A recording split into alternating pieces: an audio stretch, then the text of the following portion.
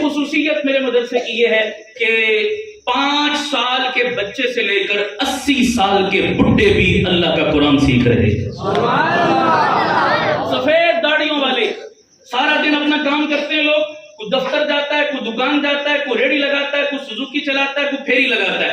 سارا دن اپنی مزدوری کرتے ہیں, رات کو عشاء کی نماز آ کر مسجد میں پڑھتے ہیں اور عشاء کے بعد 1 گھنٹہ اللہ کا قرآن اور دین سیکھتے ہیں. اس کے بعد اپنے گھروں میں جاتے ہیں. ریڑھی لگاتا ہے غریب آدمی بیچارہ, لیکن قرآن پڑھ, نام لکھنا بھی نمازی پکا, لیکن مجھے پتا تھا نماز پڑھتا ہے پر آتی اس کو غلط پڑھتا ہے, پتا تھا مجھے. ایک دن میرے پاس آئے, میں نے الیاس نام ہے ان کا, میں نے کہا الیاس صاحب مجھے آپ سے بہت محبت ہے, اس لیے کہ آپ ماشاءاللہ نمازی ہیں, آپ دیندار ہیں, اس لیے مجھے بہت اچھے لگتے ہیں. تو میں یہ چاہتا ہوں کہ آپ مدرسے میں آیا کرو, دین سیکھا کرو, قرآن سیکھو, نماز سیکھو, یہ غلطیاں دور کرو. اللہ خوش رکھے اس کو میری بات سمجھ آئی. وہ چلا گیا. ہفتے 10 دن کے بعد آیا, آ کر کہنے لگا مولوی صاحب آپ نے جو بات کی نا, میں رات کو جب گھر میں گیا بستر پہ لیٹا نا میں سونے کے لیے, تو آپ کی وہ بات میرے دماغ میں ایسی پھرنے لگی. میں نے کہا یار قرآن سیکھنے کی اتنی محبت بری دعوت تو میرے سگے باپ نے کبھی مجھے نہیں دی. جتنی محبت سے آپ نے مجھے بولا, آپ نے میرا ترلا کیا, میرے بڑے دل کو لگی یہ بات. مولوی صاحب میں آ گیا ہوں آپ کے پاس, بس میرا کام تھا آنا. اب قرآن کیسے سیکھنا ہے یہ آپ جانے اور قرآن جانے. میں 55 سال میری عمر ہے, بڈھا بندہ ہوں, پتہ نہیں میری زبان پہ چڑھے گا نہیں چڑھے گا مجھے نہیں پتا. آپ جانے, قرآن جانے, خدا جانے, میرا کام تھا آنا. میں آ گیا. میں نے کہا شروع کر دو اللہ کا نام لے کر. میں نے قاری صاحب کو بلایا, یہ جو جتنے بابے پڑھتے ہیں نا, میں نے اپنے مدرسے میں یہ کہا ہوا ہے سب کو. میں نے کہا یہ میرے مدرسے کے اسپیشل اسٹوڈنٹ ہیں, ان پر میرے مدرسے کا کوئی قاعدہ ضابطہ امپلیمنٹ نہیں ہوتا جناب.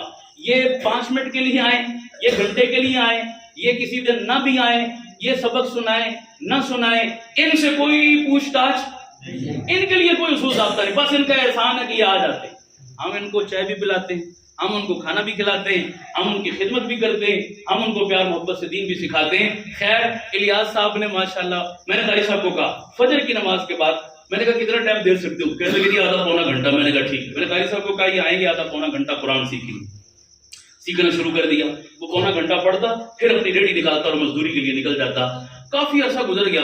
ایک دن میں نے دیکھا فجر کے بعد نا بیٹھا پڑھ رہا ہے. ایک سال سے تقریباً زیادہ ہو چکا تھا.